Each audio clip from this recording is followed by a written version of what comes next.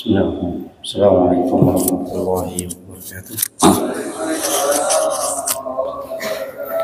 Bismillahirrahmanirrahim. Alhamdulillah, salatu wassalamu ala rasulillah Sayyidina Muhammad bin Abdillah wa ala alihi wa sahbihi wa man wala.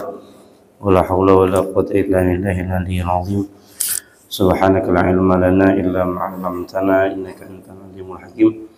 Qala rabbi shrah li sadri wa yassir li amri wa hlul 'uqdatam min lisani yafqahu qawli. Rabbi zidni ilman warzuqni fahman amin ya rabbal alamin. Alhamdulillah, dan syukur hadir Allah Subhanahu wa taala atas nikmat yang Allah Subhanahu wa taala limpahkan kepada kita, terutama nikmatul Islam, nikmatul iman, nikmat sehat wal afiyah. Salawat teriring salam tercurahkan kepada junjungan kita Nabi besar Muhammad sallallahu alaihi wasallam. Mudah-mudahan kita menjadi pengikut beliau sampai kelak nanti akhir zaman, mendapat syafaat beliau, pertolongan beliau, dimasukkan ke dalam surga bersama beliau, amin ya rabbal alamin. Baiklah, kita masuk di masih di bab as-sunanul ammah fil wudu. Sunnah-sunnah yang disunnahkan di dalam berwudu. Secara umum, yang pertama istiqbalul qiblah, yaitu menghadap kiblat. Adapun wudu disunnahkan untuk menghadap kiblat.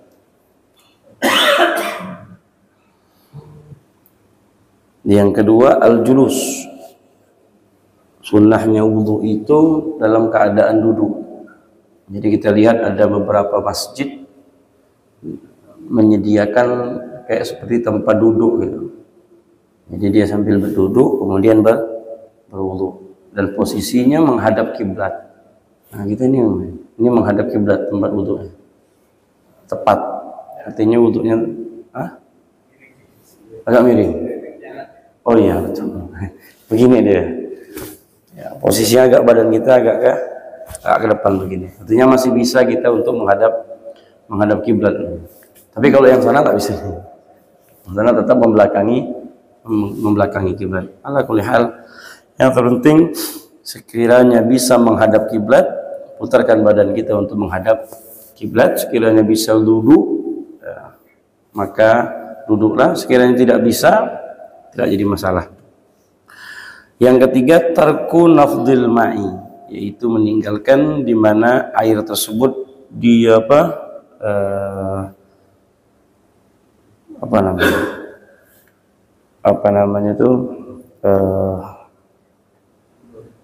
setelah dia diketeskan gitu ya, dipercikkan begitu. Jadi udah ketika dia begini ya sudah, jangan gitu. Kayak model kayak model dibuang gitu, sisa airnya itu kayak model gitu. Itu enggak makruh. Atau justru makruh. Jadi sunnahnya biarkan saja. Kalau nanti setiap air yang menetes dari muka kita, maka apa yang pernah kita lakukan dari muka ini, maka dosa-dosa tersebut akan berguguran. Jadi setiap wudu itu, anggota tubuh kita yang kena wudu itu, airnya itu yang jatuh, itulah air daripada penghapus daripada dosa-dosa. Makanya dimakruhkan untuk dilap. Ya, dimakruhkan untuk dilap, dan makruh juga untuk dibuang airnya. Biar kering benar gitu. Macam kayak pakai karnibo aja deh. Ngelap gitu. Tak mau basah mukanya, enggak. Biarkan muka tersebut basah ketika kena air wudu. Jangan dikeringkan.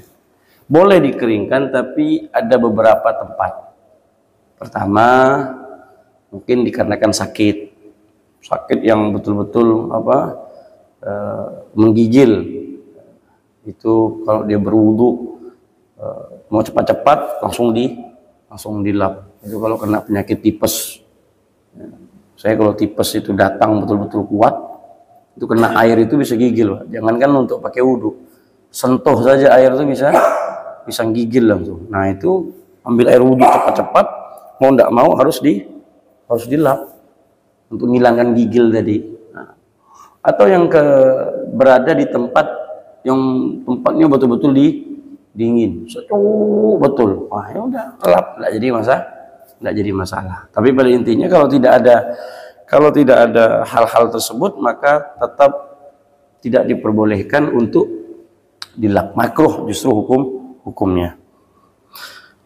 Makanya ada hadis Sayyidah Maimunah memberikan lap kepada Nabi Shallallahu Alaihi Wasallam ketika Nabi berwudu. Nah, kan ada. Nah, itu hadisnya bahwasanya Nabi dalam keadaan posisi dingin, sejuk, maka dikasih lap. Tapi kebiasaannya Nabi Shallallahu Alaihi Wasallam tidak mengelap mukanya setelah berwudu. Yang keempat, al-iktisadu fil ma' ay adamul israfi fi shab. Jadi menuangkan air ke muka sesuai saja takarannya, jangan berlebihan. 1 gayung untuk 1 kali cucian. Berarti kalau dari cuci tangan sampai kumur-kumur, hidung, itu mau berapa gayung dia habis? Ini kan israf namanya, berlebihan. Jadi orang-orang yang berlebihan di dalam berwudu menggunakan air itu hukumnya makruh, walau minal bahril ma' ightarafa. Dalam kitab Zubat dikatakan walaupun dia wudu di lautan sekalipun, tapi tata cara wudunya itu berlebihan, tetap hukumnya makruh. Pikirkan air kan banyak, wudu di sungai. Siapa yang mau marah kalau kita mau main air, semua mau hati? Tidak ada yang marah dan tidak ada yang merasa dirugikan juga karena berada di sungai atau di laut. Tapi pada intinya hukumnya apabila kita berlebihan tetap dihukumkan makruh. Jadi ambillah air secukup mungkin. Pada intinya wudu tersebut kalau kita pikir-pikir kembali lagi ke pelajaran awal kita, sebenarnya 1 gayung saja, 2 gayung, 3 gayung, itu sudah cukup. Makanya airnya pun dibuka keran sampai habis itu dia wudu, terus lama lagi, maka lama tuh berwudu, lama dia, air keluar terus. Berapa banyak yang keluar, berapa banyak yang dipakai. Kalaulah air itu air wakaf bentuknya, maka hukumnya haram. Air wakaf, misalkan air ini ada yang memang mewakafkannya, artinya urusan air ini ada yang mewakafkannya, maka apabila kita berlebihan menggunakan air tersebut tadi hukumnya haram karena air wakaf. Jadi air wakaf itu hanya bisa digunakan untuk keperluan kita saja, selebihnya haram untuk dipakai. Yang tidak ada berkaitan dengan masjid nggak boleh. Itu namanya air wakaf. Agak berbeda Pak, kecuali air itu air sedekah biasa saja. Tapi kalau airnya bentuknya wakaf, itu agak sedikit berbahaya. Nah, di beberapa negara Arab, terusnya tempat kita itu ada namanya ma'ul musabbal. Ma' musabbal itu nanti Bapak di setiap jalan-jalan di padang pasir itu ada nanti model tempat air minum. Dibuatkan model kayak bangunan begitu, tempat air minum. Di situ ada pendinginnya, ada nah dibor sumur tadi tempat air minumnya itu. Kemudian yang punyanya tersebut mewakafkan air itu untuk minum orang-orang musafir. Jadi siapa saja yang minum boleh. Jadi mobil berhenti minum. Nah apabila ada yang mengambil air tersebut pakai jerigen, pakai apa semuanya, berlebihan untuk kepentingan dia saja, maka hukumnya tadi haram. Jadi minum. Ya, kalaupun mau diambil bekal ya secukupnya tadi. Nah, itu namanya ma'ul musabbal. Orang wakaf air. Wakaf air itu kan wakaf yang sangat dianjurkan oleh Nabi, Bapak Ibu. Sangat dianjurkan oleh Nabi. Jadi paling afdolnya wakaf itu wakaf air. Paling afdolnya wakaf. karena langsung nas konteks hadisnya dari Nabi Shallallahu Alaihi Wasallam. Jadi diniatkanlah, Nabi mengajarkan kepada kita, wakafkan air tersebut, kemudian niatkanlah kepada orang tuamu. Jadi amal ibadahnya itu kita hadiahkan untuk orang tua. Apalagi orang tuanya sudah meninggal, misalkan, cari tempat, wakafkan air, tempat air. Kalau kita ya model kayak apa, bukan air minum lah, kan susah untuk air minum kita di sini. Ya buat sumur bor. Jadi kemudian niatkan air ini untuk hadiah wakaf untuk bapak, untuk emak misalnya. Lagi air wudhu, air tersebut digunakan berwudhu, digunakan pahala terus, ngalir terus pahalanya kepada orang tua kita. Atau kalau kita di sini ya untuk apa, bayarkan ledeng. Ada yang membayarkan ledeng.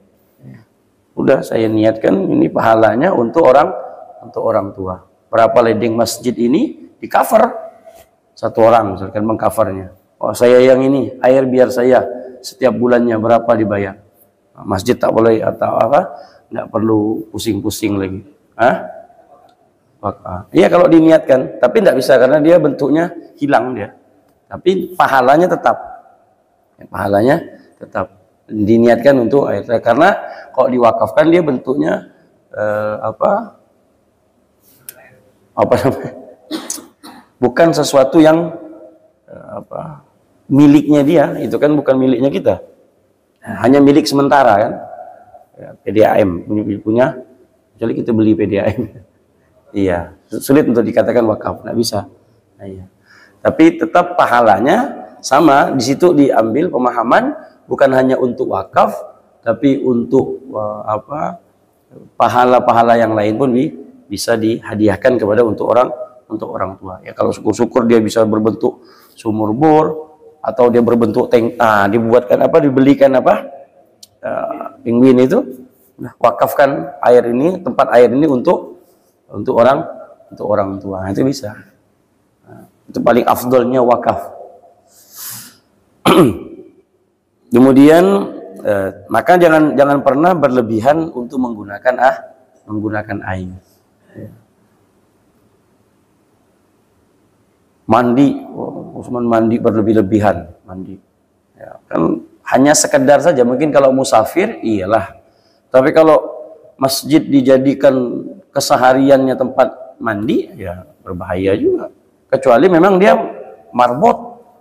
Nah, itu udah marbot masjid yang memang tinggalnya di masjid atau apa, silakan. Tapi kalau kita yang bukan musafir, kemudian kita numpang mandi, setiap hari numpang mandi di masjid, berbahaya.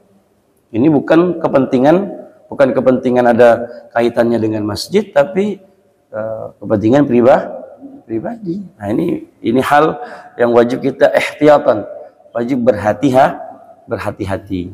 Jadi menggunakan air masjid tersebut sangat berhati-hati. Kalau bisa seminim mungkin kita untuk tidak berlebihan dengan menggunakan air masjid, secukupnya lah.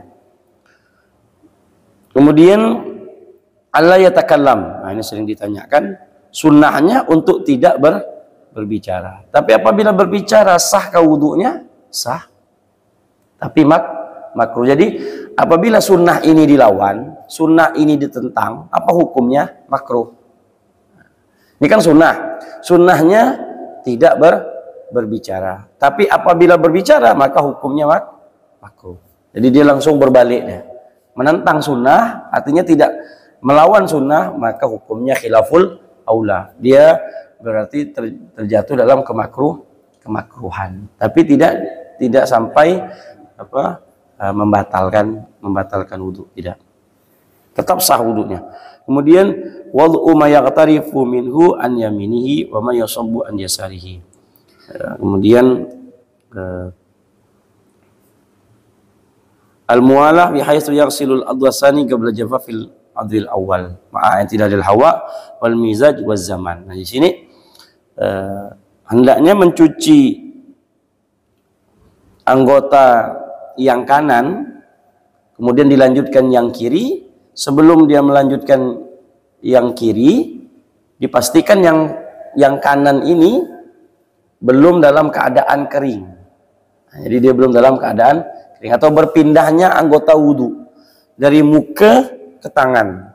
Jadi posisi muka ini ketika kita setelah selesai muka, jangan sampai muka ini kering. Jadi ini masih basah, kemudian lanjut ke tangan. Bagaimana Pak Ustadz muka tersebut kering? Bisa, misalkan ibu wudhunya ini kekurangan air misalkan. Wudhu di rumah, baru kumur-kumur hidung, baru muka air mati. Ya. Mau tak mau melanjutkannya, boleh dilanjutkan ibu. Nah, dilanjutkannya ke masjid. Fastabiqul khairat. Fastabiqul khairat pun baru sampai tangan, habis tangan begini, punya mati lagi kerannya. Tak ada. Pindah lagi ke masjid terdekat. Mana masjid sini dekat? Iya, ke sana lah lagi.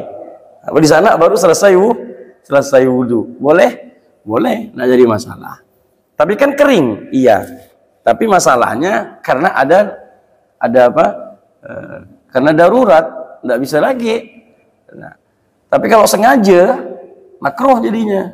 Ibu wudhu muka di rumah, sengaja. Pergi ke FK, ibu mau sembayangnya di mana? Di Al-Hikmah misalkan sana, ujung sana. Bisa muka di rumah, tangan di sini. Kemudian nanti cari di sana lagi. Ini udah kering semua dah nih. Nanti cuci kakinya di Al-Hikmah sana, cuci kakinya di Al-Hikmah. Baru sampean sholat, ibu bapak sholat di sana. Boleh, tapi makruh. Mengapa? Karena kering. Ini kering. Nah, ini tidak dibolehkan untuk kering.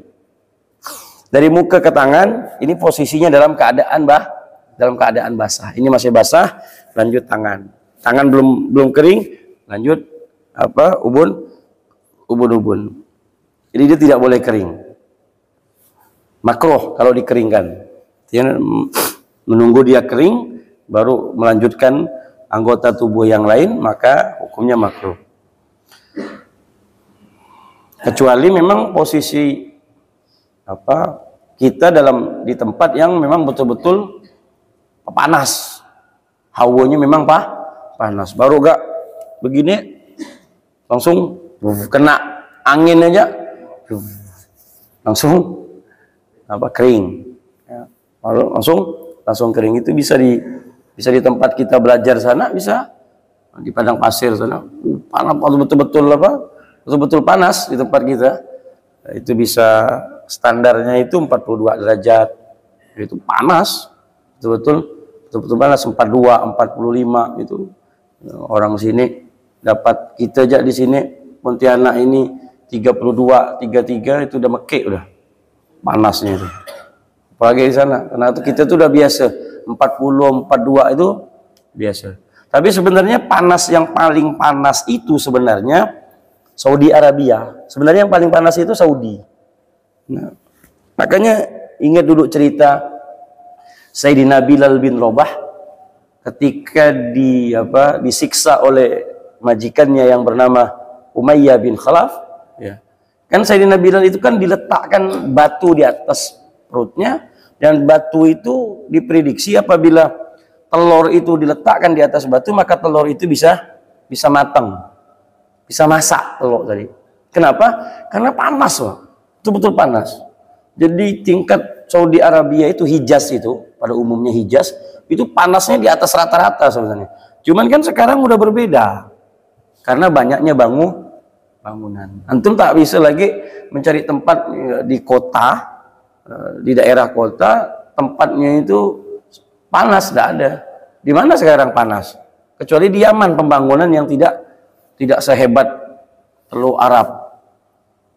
Uni Emirat Arab dengan bangunan yang Masya Allah. Qatar, apalagi sekarang untuk mempersiapkan Piala Dunia. Masya Allah, kan begitu. Apalagi Ya hanya Yaman saja. Saudi Arabia dengan gedung yang tinggi-tinggi, dengan hotel-hotelnya. Ibu udah pernah, bapak mungkin udah pernah haji dan umroh ke sana. Lihat bagaimana gedung yang masya Allah tinggi-tingginya. Jadi udaranya pun udah macam biasa, karena kelindung banyaknya hotel dan bangunan. Kalau di Yaman, iya sulit didapati.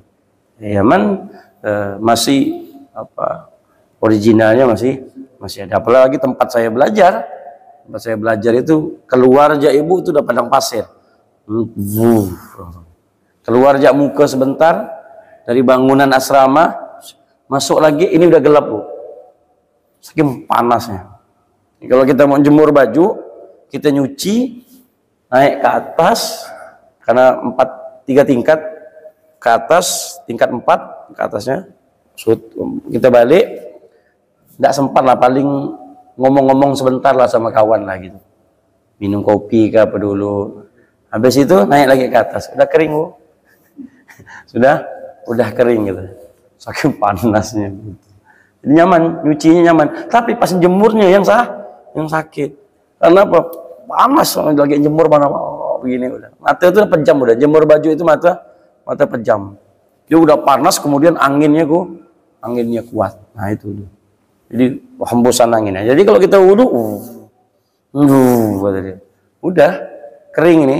Nah, itu tidak dikatakan makruh karena posisi dalam keadaan di tempat yang memang betul-betul panas. Tapi kemudian al-mualah, ya, alla yalqim wajahu bil ma. Ndak di model ditampar gitu wajah itu dengan air.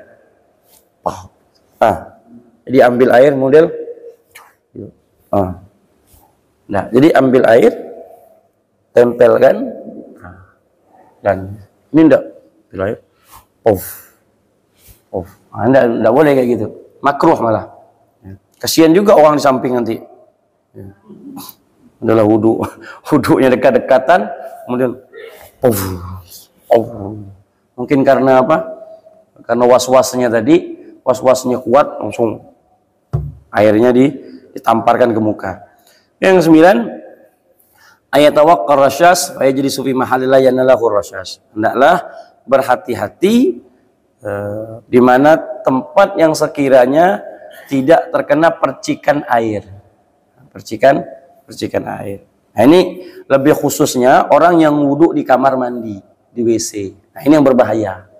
Apakah wudhu di WC itu boleh? Boleh. Nah, di mana letak bahayanya?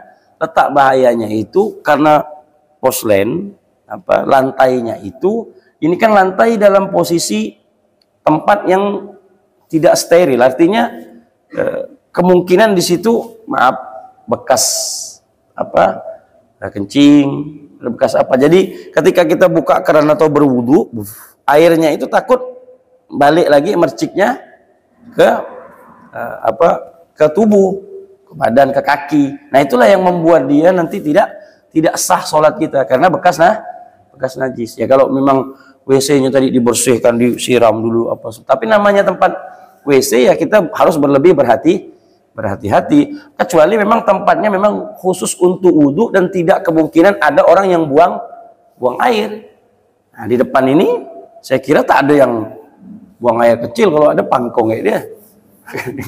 Yang pas di depan muka begini, kan? Nah, saya kira walaupun itu ada kena percikan, tapi diyakini percikan airnya dalam keadaan bersih, suci. Apa yang membuat dia najis? Tidak ada. Sulit untuk dikatakan karena air yang jatuh di bawah bersih, ataupun kena percikan tidak najis, ya selamat. Tapi kalau posisinya di WC, di kamar mandi, nah itu mau lebih berhati-hati. Tawakkal rasyas fa yajlis fi mahal la yanalahu rasyas fihi.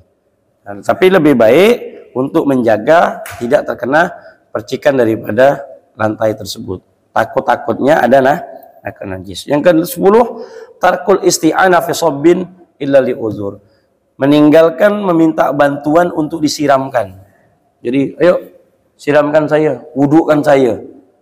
Semua antum misalkan banyak duit, kaya benar dah, mau wuduk pun malas, nyewa tukang orang untuk wudu kan. Antum cuman gini ya. Nah. Oh. Ah. Oh. Ah. Oh. Nyaman betul ya. Makro, tapi makro.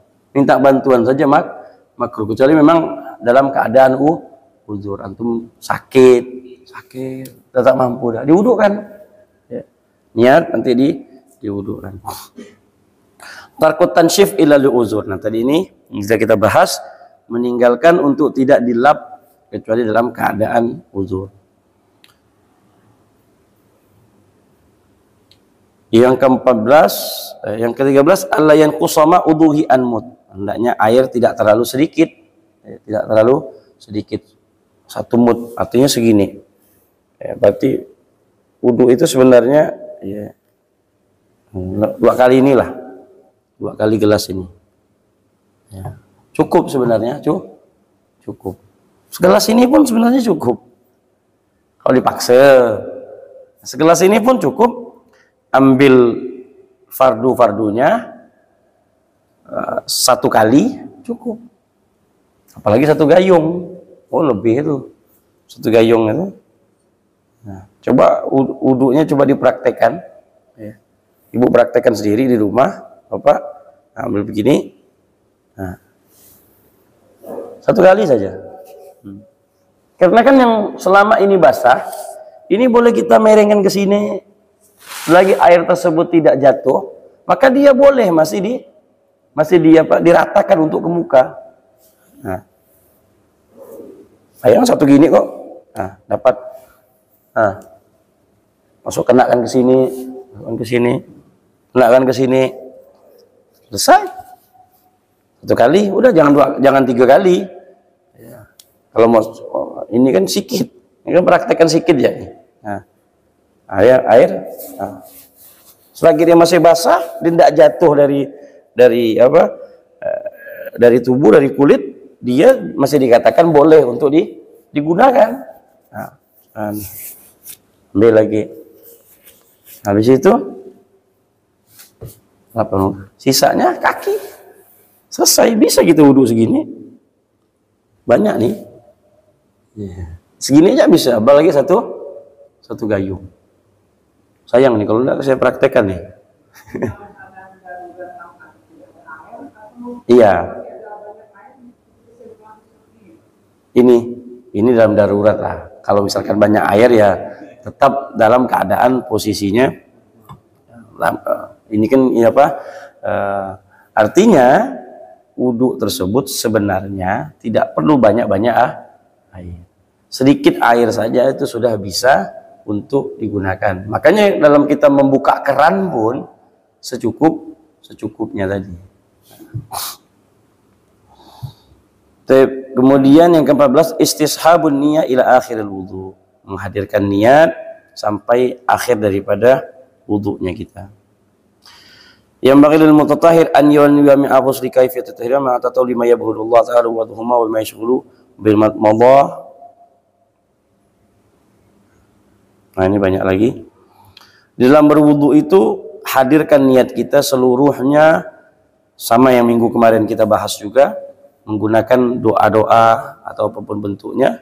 Di sini juga dituliskan dalam kitab I'anatul Talibin, Imam Qaisiri mengatakan yang bagi lil mutatahhir an yanwiyah ma'a ghusli kaffaihi tathhiruhuma min tatawuli ma yabullahu anhu. Artinya ketika walaupun kalau kemarin kan dengan apa? Dengan berzikir. Kalau ini tidak dengan berzikir tapi diniatkan di dalam hati ketika kita mencuci tangan agar semuanya itu dinilai ibadah. Ketika kita mencuci tangan, hati kita berkata, ya Allah, ini semuanya ini aku bersihkan, membersihkan tanganku, di mana tanganku ini yang pernah berbuat hal-hal yang diharamkan olehmu, ya Allah. Artinya diniatkan terus. Jadi bernilai ibadah dari awal mencuci sampai dari awal tangan sampai ke kaki itu diniatkan ibadah. Jadi tidak ada ruang untuk kita itu kosong. Tidak ada ruang kosong untuk untuk melamun atau apa, wudu melamun. Nah, jadi setiap wudu tersebut diniatkan ibadah. Nah, tentu lagi di sini dikatakan wa nafdahu ma masyghuli wa bil madha tathhirul fam min talwil lisan bil aqwal khabisah. Kalau ini enggak pakai doa. Artinya langsung saja ketika kita berkumur-kumur, langsung hati kita berbicara, ya Allah, maafkan lisanku dari mungkin pernah berbicara hal-hal yang kotor atau pernah yang menggibah atau apa semuanya. Dengan kumur-kumur ini bersihkanlah lisanku ya Allah. Jadi langsung saja. Kalau kemarin kan dengan doa. Kalau ini tidak pakai pun tidak apa-apa. Artinya dengan niat. Kemudian ketika masukkan air ke hidung, ikhraju istirwah rawaihul mahbubah. Kemudian ya Allah, ciumkanlah hidungku ini bau-bau yang nyaman, bau-bau yang Engkau cintai ya Allah. Kemudian wa yatakhallal sya'ar hilla min aidi ma yumkinuhu wa yabitu min a'la iliyin ila asfali safirin wa yaghsilu wajhahu min taman tawajjah ila ittiba'il hawa. Ya Allah, ketika mencuci muka tadi, ya Allah, bersihkanlah mukaku ini ya Allah untuk tidak mengikuti hawa-hawa nafsuku, yaitu wa man talabal jahil mazmum, yaitu jadikanlah ya Allah mukaku ini selalu mengikuti perintah-perintahmu dan menjauhi daripada larangan-laranganmu. Jadikanlah mukaku ini ya Allah, muka-muka orang-orang yang ahli khusyuk di dalam salat. Nah, kemudian wa bi tathhiril anaf tathhirahu min al-anf wal kibir wa bi ghaslil ain tatahhur min tatatalu min al-makruhat wan nazar li ghairi bi naf'in aw dhil wa bi ghaslil yadain tathiru ma min tatawuli ma yad'u anhu wa bi mashir ra'si zawalu tarawus wa riyasa wal mahbuba lil kibir. Jadi ketika mencuci kedua belah tangan, ya Allah, bersihkanlah kedua tanganku ini untuk tidak hal-hal yang menjauhkan Engkau kepadamu ya Allah. Jadi mengusap kepala, ya Allah, jadikanlah kepalaku ini ya Allah untuk tidak sujud hanya kepadamu, dan jauhkanlah ya Allah kepalaku ini dari hal-hal kesombongan apapun lah bentuknya. Artinya diniatkanlah semua gerakan-gerakan tersebut diniatkan ibadah. Ini niatnya agar tidak kekosongan. Niatnya agar tidak kita wudhu itu dalam keadaan lalai. Itu saja. Nah, sehingga lalai nanti membuat kita berbicara, ngomong ini pikiran yang hal-hal yang aneh-aneh. Sedangkan kita ingin dalam keadaan menghadap kepada Allah Subhanahu wa Ta'ala. Maka ketika Al-Imam Ali Zainal Abidin, beliau itu ketika selesai berwudu, beliau itu seringnya pingsan.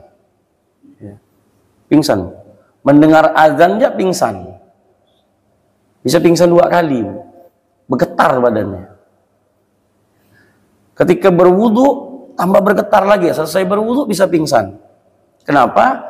Karena ketika azan berkumandang, hati dia langsung bergetar, ya Allah, aku ini akan bertemu Tuhanku. Aku akan menghadap zat yang telah menciptakan aku. Zat yang telah berbuat baik kepadaku. Sesiap apakah aku menghadapnya? Kalau kita kan asal saja. Yang penting asal ngadap. Tapi ketika kita menghadap orang yang sudah baik kepada kita, menghadap orang yang punya jabatan, saya kira posisi kita berbeda. Hati kita bergetar. Sampai kalau dipanggil hari ini, dipanggil Bapak Gubernur, tidak tahu apa halnya, tahu-tahu kena panggil ya. Pikirannya kecamuk. Dan dipastikan pakaian antum rapi, pasti minyak wangi, baju yang disetrika, sepatu yang paling semir apa semuanya, cukup. Masya Allah, dipastikanlah. Karena antum akan menghadap orang yang di atas antum, terus kita kan mau rapi. Tapi kenapa ketika kita menghadap kepada Allah, kerapian itu hilang? Acak-acakan, pakai minyak wangi pun tidak, pakai parfum pun tidak, apa semuanya ya asal-asal saja, asal yang penting jadilah. Tapi ketika kita menghadap makhluk yang biasa, sama-sama makhluknya, kita justru menghormati yang sangat berlebihan. boleh untuk menghormati mereka, iya, tapi Allah jauh lebih hebat daripada mereka. Baik. Kemudian yang terakhir, wa bi ghaslil qadamain tatiru minal musari'ah ila mukhalafah. Ketika mencuci tangan, mencuci kaki, niatkan, ya Allah, ini kaki dulu pernah bermaksiat kepadamu, ya Allah. Ini kaki dulu pernah melangkah ke tempat-tempat yang tidak engkau ridhoi, ya Allah.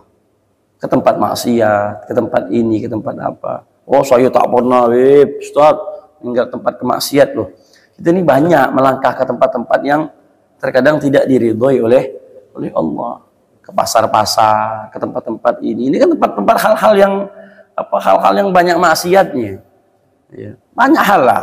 Jangan katakan kaki kita ini bersih apa semuanya. Nah, kaki kita banyak ke tempat-tempat yang sampean pergi ke bank saja itu sudah Masya Allah. Ke bank saja pada intinya. Tapi kita kan perlu, tapi mau tidak mau harus ke bank kan. Sedangkan itu tempat transaksi ribawiyah. Transaksi riba. Riba itu sesuatu yang diharamkan. Saya punya guru saya yang di Bekasi, Abu Ya Habib Hamid Nagib, beliau tidak pernah mau masuk bank. Tidak pernah. Jadi bank, beliau punya bank, mau tidak mau harus punya bank. Jadi hanya waktu penandatanganan saja. Itu karena tidak boleh ditandatangani oleh orang lain, dan di situ harus pergi beliau. Akhirnya beliau cerita, saya harus pergi ke sana. Pergi, malamnya langsung mimpi buruk. Mimpi tidak benar. Ini orang-orang soleh, Pak. Kalau kita ya biasa aja. Karena kalau kita anggap sudah biasa. Kalau orang-orang soleh itu anti. Orang-orang yang dekat betul dengan Allah. Iya. Kalau tempat saya belajar di sana, fatwanya, mungkin saya sudah pernah fatwakan di sini. Jangankan untuk masuk bank. Berlindung di atapnya saja ketika hujan, itu mereka haramkan. Karena apa? Karena kita al-intifa. Kita sudah mengambil manfaat dari duit riba. Tidak mau mereka. Kalau urusan-urusan apa? Pakai transaksi langsung. Bawa tas. Duitnya dalam tas langsung. Tidak ada via apa semuanya. Enggak. Ya kalau harus memang udah kata tidak usah. Betul-betul dijaga. Itu masih ada. Apakah di Yaman ada bank? Ada. Tidak bisa kita pukul rata. Nah, saya kan berbicara di mana ada masih orang-orang yang di sana, para ulamanya yang komitmen dalam hukum fikihnya. Walaupun nanti ada ini, ada itu, udahlah. Tapi kalau makanya fikihnya ulama Hadramut, itu paling ketat, Bapak Ibu, paling ketat. Tidak mudah untuk memperbolehkan. Ya. Makanya banyaknya fikih yang agak kontemporer masa kini itu terkadang diambil dari fatwa-fatwa Mesir. Nah, itu boleh. Kan banyak fatwa-fatwa Mesir itu ada yang bahkan yang menghalalkan ribawiyah, ada dengan ketentuan-ketentuannya. Kalau darurat lah, kalau inilah. Kalau di sana tidak ada cerita darurat. Karena makna daripada darurat itu berat, Pak Bu.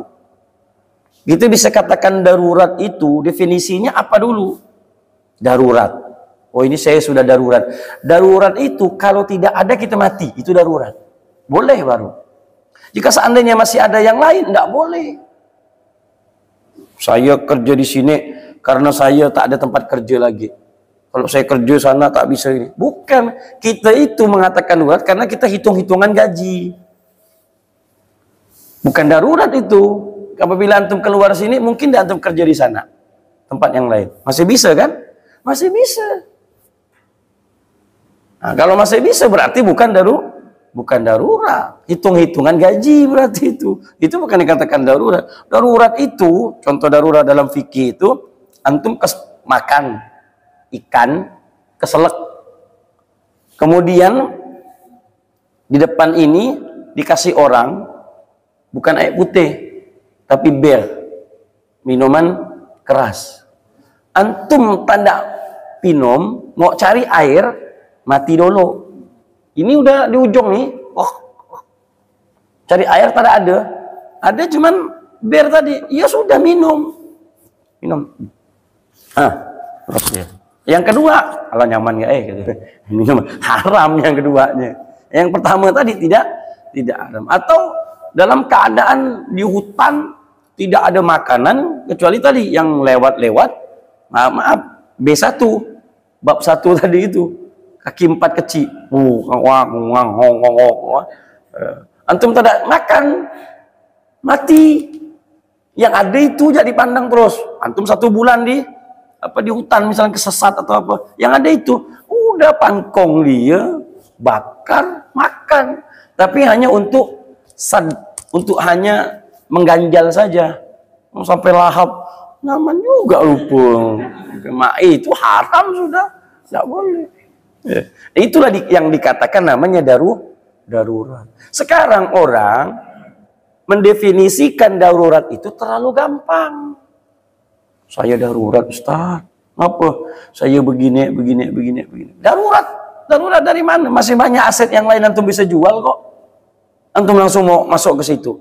Susah sebenarnya kita untuk dikatakan darurat itu sulit. Sulit. Ya syukur-syukur. Alhamdulillah. Ya saat ini ya untuk lari dari itu tuh kita sulit juga. Untuk lari dari ribawi itu sulit, Pak. Karena transaksi kita semuanya dengan bank. Antum punya ATM apa semuanya, mau ndak mau sulit.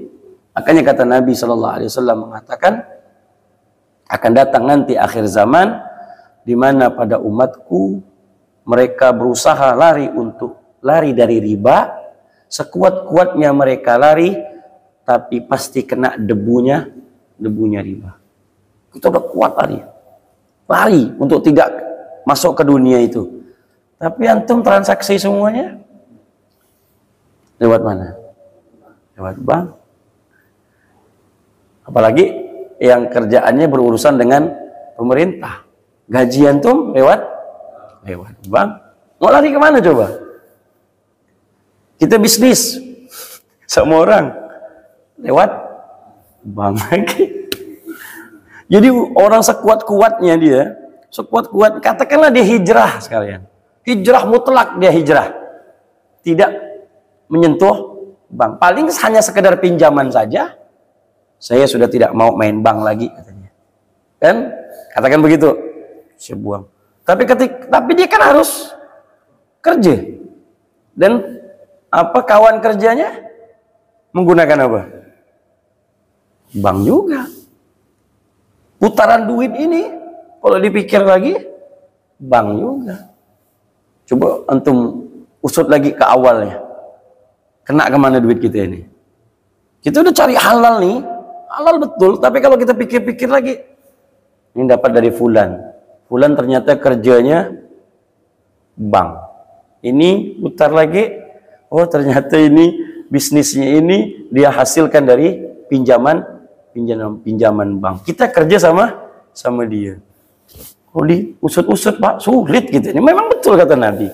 Tapi tidaklah sama orang yang terkena tadi sudah lari tapi masih kena kata Nabi dalam keadaan sedih dengan orang yang tertawa dalam keadaan melakukan hal tersebut. Jadi dia masuk ke dunia riba itu betul-betul ketawa ya. Ini menguntungkan aku nih katanya. Semakin banyak. Oh itu beda dosanya. Kita udah banyak dosa sebenarnya. Dosa kita itu banyak. Kalau hadis yang lain itu mengatakan dosa kepada istri dan anak kita saja itu udah cukup dah. Besarnya dosa kita. Kafa bil mar'i isman. Cukuplah bagi seseorang itu berdosa bi anta'u dia menteledorkan liman yaul, orang yang diwajibkan bagi dia. Banyak Pak. Kita sama anak saja ini udah banyak teledornya kita. Kita jaga dia kurang baik, masih memberikan pendidikan agama yang kurang, apa semua. Itu dosa kita saja sudah cukup. Istri, apalagi istrinya tidak menggunakan jilbab. Nauzubillah min dzalik. Itu bukan dosa lagi itu. Itu hari-hari dosanya. Yang sudah berjilbab saja terkadang pakaiannya Masya Allah, kemudian berbedaknya menor ini membawa fitnah apa semua. Itu bagi kita saja itu dosanya itu sudah cukup. Udah selonggok itu dosanya bagi kita. Belum lagi dosa kita yang pribadi. Dosa tanggung jawab kita saja itu sudah banyak. punya anak perempuan, anaknya Masya Allah tidak dijaga, buka aurat, itu dosa kita tuh. Kalau bicara dosa tanya. Jadi jangan pernah kita tuh merasa orang yang paling bersih. Oh salah. Itu banyak sekali dosa-dosa kita. Kembali lagi, lalu kalau bicara bank panjang ceritanya, lalu bagaimana kita mensiasatinya? Ya sebisa mungkin sebenarnya, sebenarnya bank syariah itu solusi terakhir udah Pak. Oh, sama aja Ustaz, bank syariah besar bunganya katanya. Dia bukan berbentuk bunga. Sebenarnya dia bukan, bahasanya bukan bunga. Margin itu bukan bunga, tapi itu ada mudharabah. Dia bagi hasil. Ya, itu untuk melepaskan akad daripada ribawiyah. Besar atau tidaknya, ya mau tidak mau. Kenapa dia besar? Karena bank syariah belum bisa berdiri sendiri. Belum bisa berdiri sendiri, Pak. Masih nginduk semua. Punya sendiri pun terkadang tidak mampu. Sehingga sekarang harus bergabung. Namanya BSI. Berapa bank dalam BSI tersebut? Mandiri Syariah, BRI Syariah, BNI Syariah. 3 bank bergabung jadi satu untuk menguatkan ekonomi Islam. Intinya seperti itu. Tapi umat Islamnya tidak ada kecemburuan. Umat Islamnya tidak ada menabung bahkan masjid sekalipun tak ada nabung di syariah. Jarang masjid itu nabung di syariah. Bayangkan Pak Bu, bagaimana ekonomi Islam ini bisa naik tinggi seperti di Malaysia? Kenapa bank muamalah itu bisa berdiri sendiri? Karena orang-orangnya yang kuat. Kalau seandainya umat Islam ini sepakat untuk menabungkan duitnya ke bank tersebut, langsung melonjak Pak, naik ini. Tapi kan ternyata tidak, makanya lemah terus, lama-lama hilang juga. Kan dikasih waktu itu Pak. Karena saya pernah diskusi sama manajernya, saya tanya, kita ini hanya dikasih, kemampuan kita tergantung mengelolanya. Kalau seandainya kita juga tidak mampu mengelolanya, ya pusat bank tidak akan memberikan pinjaman. Udah kami berdiri sendiri saja. Hilang ini bank syariah. Maka umat Islam sendiri terkadang yang menjatuhkan bank syariah itu sendiri. Umat Islam. Maka kalau ditanya, oh sama aja, tidak bisa sama. Pertama akadnya sudah berbeda. Yang kedua, kalau dicari-cari, ya pasti ada masih kelukaan, masih ada kekurangan pasti. Makanya bank syariah itu ibarat bayi tabung. Namanya bayi tabung, tak bisa seperti bayi-bayi yang normal. Bayi tabung apa? Dia harus inkubator, harus dia panaskan sampai 1 minggu. Namanya gak bayi.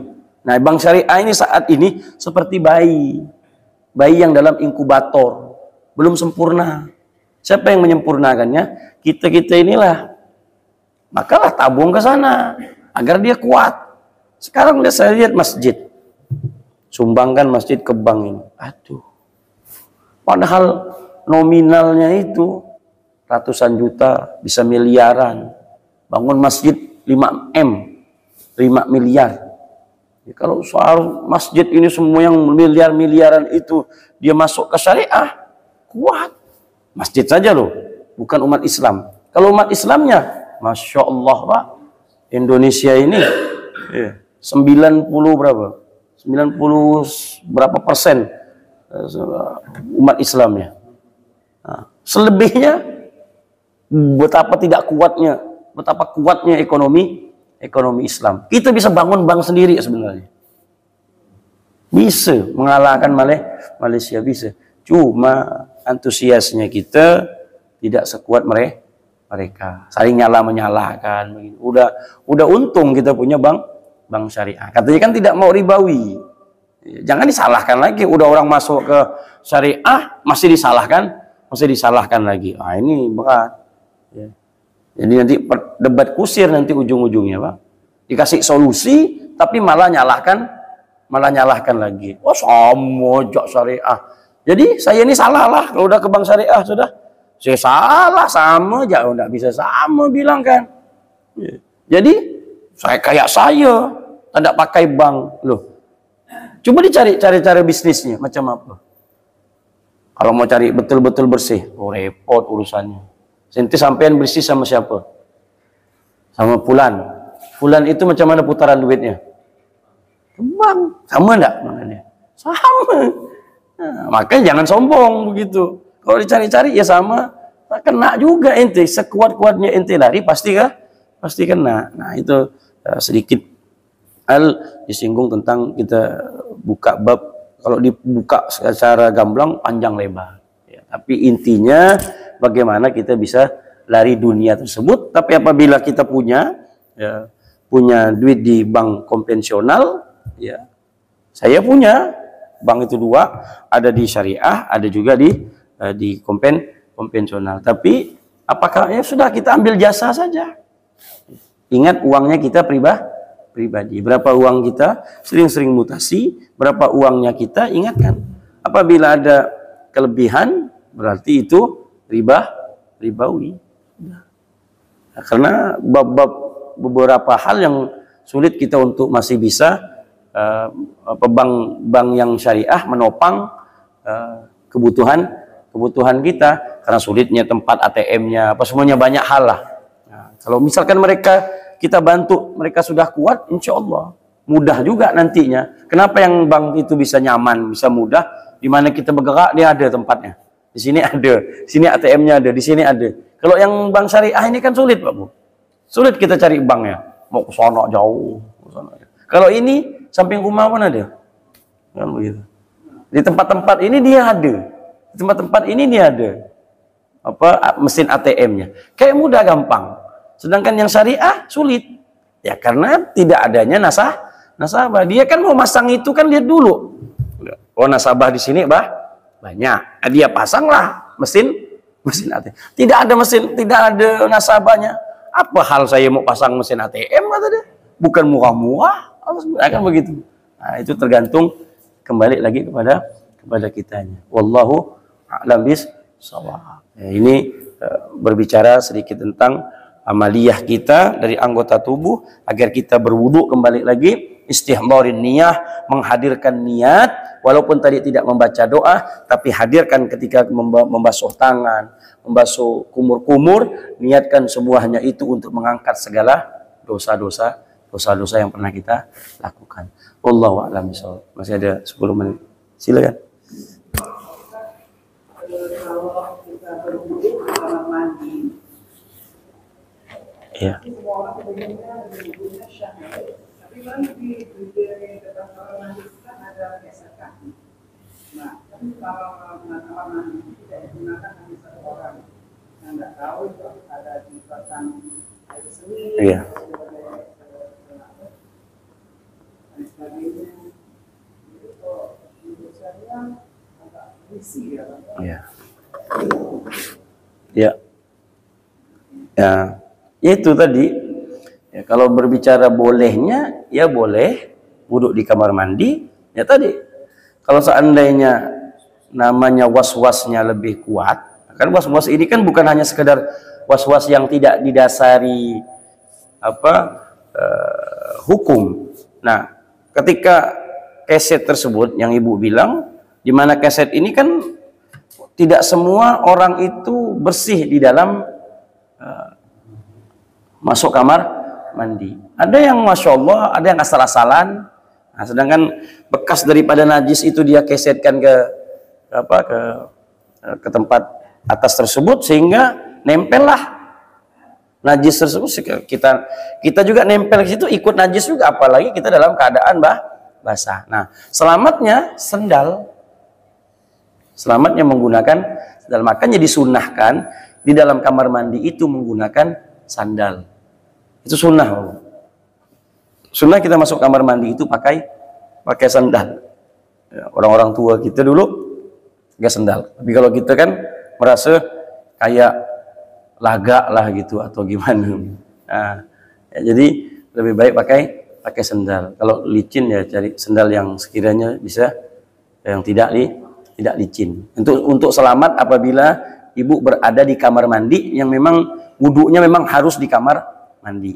Kalau bisa tidak di kamar mandi lebih baik. Tapi kalau memang tempatnya kecil atau apa semuanya, saya pernah dulu waktu di Jawa sana, saya masuk ke teman saya yang kontrak di Jakarta itu kan sangat sulit Pak.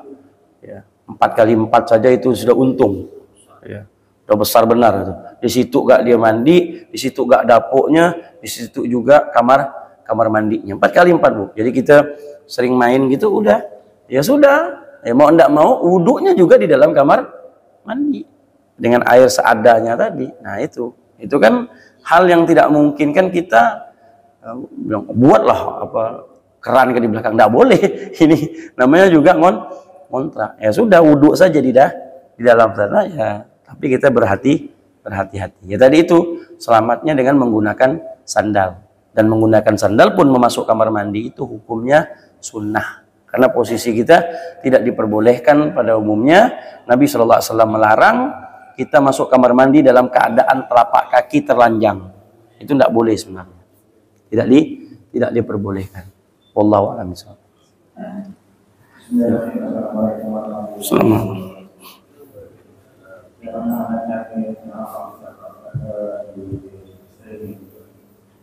Bahwa air sisa berwudu pada saat kita sholat menjadi sejadah itu sebagai saksi nanti di air hubungan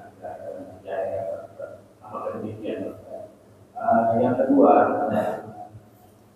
masalah berwudu juga pada saat berwudu kita menggunakan keran pada posisi berwudu sudah sampai ke situ tiba-tiba air mati. Apakah kita harus mengulang dari awal lagi atau dari keadaan itu yang lanjutkan lagi? Yang ketiga, ini menggunakan air dalam botol. Apakah ada dalilnya bahwa berwudu itu bisa menggunakan air dalam botol pada saat tertentu? Yang keempat, ini peristiwa. Apakah peristiwa itu digunakan pada saat akan berwudu atau sudah berwudu?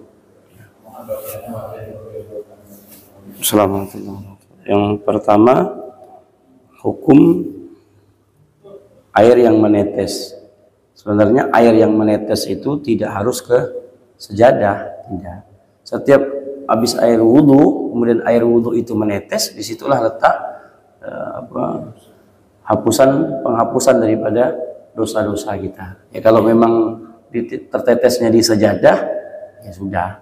Tapi jangan sengaja meneteskannya di sejadah. Nanti sejadah basah semua nanti Bapak ini basah semua nanti. Jadi tidak harus, kalaupun hadisnya tidak mengatakan air tersebut harus menetes di sajadah. Hadisnya gamblang, global. Hadisnya mutlak mengatakan setiap air wudhu yang menetes setelah kita berwudhu kemudian dia menetes, pagautur namanya, itu adalah ampunan daripada dosa-dosa kita. Yang penting dia dikatakan menetes, bukan harus menetes di atas sajadah. Kemudian itu ada hadisnya, betul? Ya, ada hadisnya. Kemudian yang kedua apa tadi? Air kedan mati, maka tadi ya, apabila berwudu tersebut di tangan kanan, kemudian air mati, kemudian kita cari ke tempat lain lagi, lanjutkan saja. Dia tidak perlu mengulang dari awal lagi. Nggak perlu mengulang dari awal. Lanjutkan, misalkan berhentinya di tangan, berarti cukup melanjutkan untuk mengusap rambut. Apabila berhentinya di rambut, berarti sisa kaki misalkan. Ya udah, lanjutkan nanti di masjid terdekat. Di mana yang masjid terdekat, lanjutkan kaki. Al-mualah namanya. Yang ketiga siwak. Oh belum. Apa? Botol. Ya. Apa? Ambil air wudhu menggunakan botol. Iya, boleh, tapi dalil secara mutlaknya wallahu a'lam tidak ada.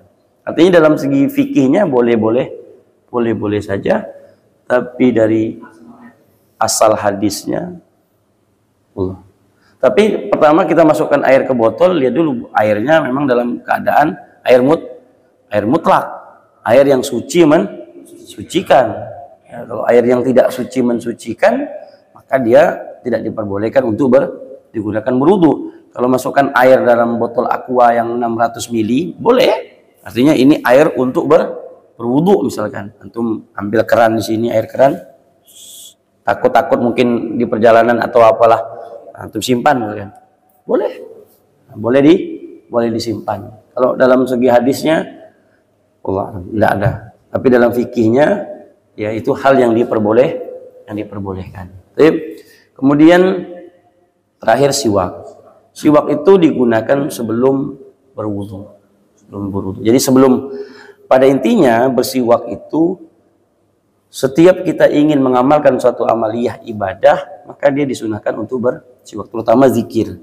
Nah, terutama berzikir. Makanya ketika kita ingin berwudu kan kita harus mengucapkan Bismillahirrahmanirrahim. Nah, sebelum mengucapkan Bismillahirrahmanirrahim itu menggunakan siwak. Nah, menggunakan siwak, kemudian Bismillahirrahmanirrahim. Atau Bismillahirrahmanirrahim dulu pun boleh. Ini ada perdebatan, Pak. Karena kalau Bismillah, ini kan mau siwak, mengucapkan Bismillah. Sedangkan berzikir harus bersiwak dulu, baru berzikir. Sedangkan pengen menggunakan siwak harus mengucapkan Bismillah. Jadi bolak-balik deh nih. Jadi mau kemana dulu nih? Ya. Bismillah dulu, karena kan kita kan mau bersiwak kan pasti mengucapkan Bismillah kan. Tapi ketika berzikir tetap disunahkan untuk bersiwak. Ini kan putar-putar nih. Nah ini dua-duanya boleh digunakan. Sebagian para ulama mengatakan siwak saja dulu, tidak apa-apa, karena siwak untuk berzikir. Kalau mau berzikir dulu pun mengambil hadis kullu amrin dzibalin la yubda'u fi bil basmalah. Setiap amaliyah apabila tidak membaca basmalah, maka hukumnya kurang berkah. Jadi siwak dulu baru Bismillahirrahmanirrahim, seperti itu. Jadi dua-duanya boleh. Itu khilafnya Imam Ibn Hajar dan Romli. Allah.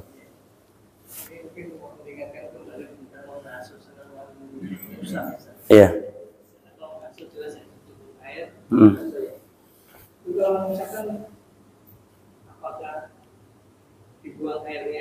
Oh iya, siap. Ya. Terus yang kedua mungkin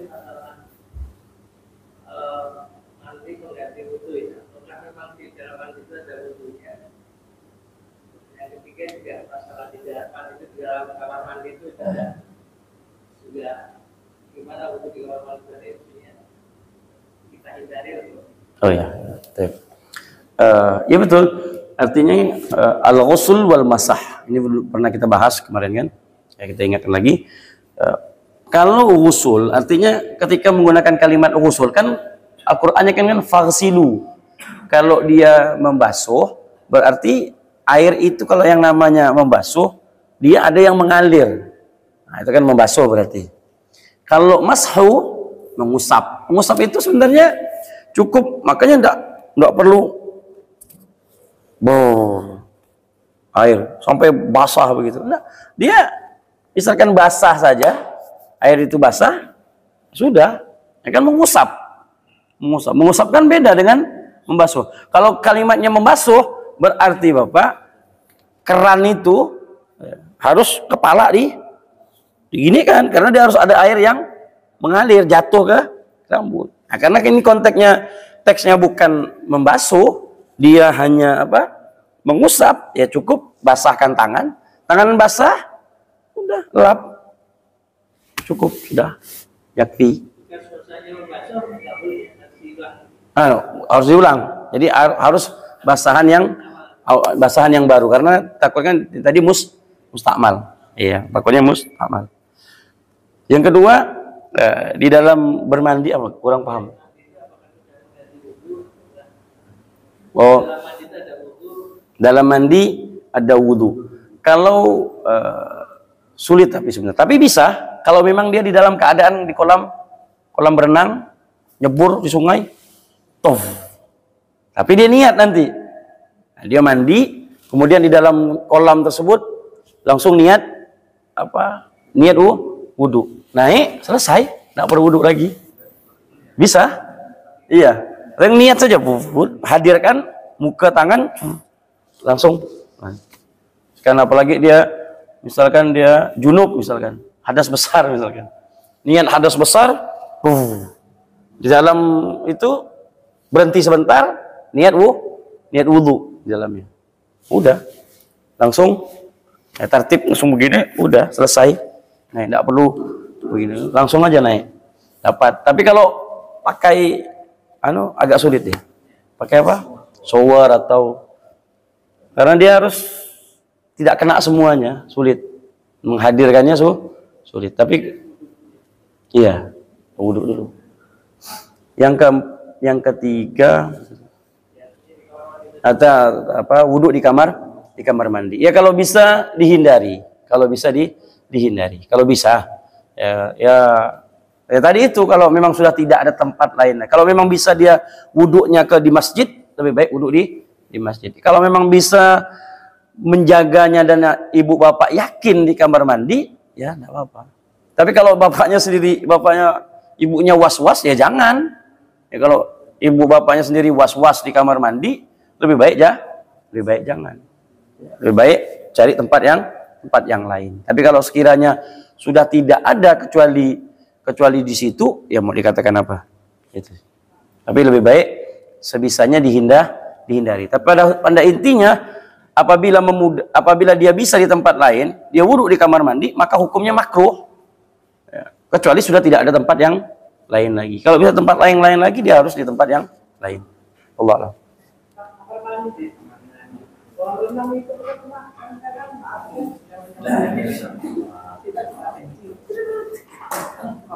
Iya.